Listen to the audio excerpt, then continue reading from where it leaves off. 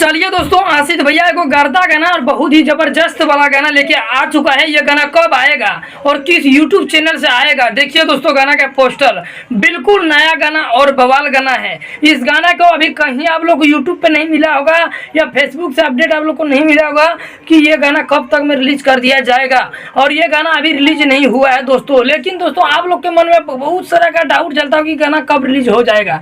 देखिए दोस्तों, इस गाने को कल रिलीज किया जाएगा दोस्तों 6:30 में। देखिए दोस्तों, किस यूट्यूब चैनल से रिलीज किया जाएगा, आप लोग को तो मन में डाउट ही चलता होगा।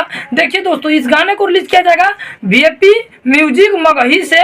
कल 6:30 में इस गाने को रिलीज कर दिया जाएगा vap music Magahi YouTube channel पर। कल 6:30 बजे आप लोग तैयार होइए के सुनिएगा। और हो सकता है तो आज हम ट्रेलर भी इसका रिलीज कर दिया जाएगा, शायद कर भी, गारंटी है कि कर देंगे, आप लोग टेंशन नहीं लीजिए। इसका ट्रेलर अब आप लोग को 5 बजे से पहले देखने के लिए मिल जाएगा। देखिए दोस्तों, वीएपी म्यूजिक मगही से, तो आप लोग जाके वहां से देख सकते हैं। तो जितने भाई लोग हैं, उम्मीद है कि अच्छा वीडियो लगा होगा, तो चैनल को सब्सक्राइब करके वीडियो को लाइक कर लीजिएगा दोस्तों।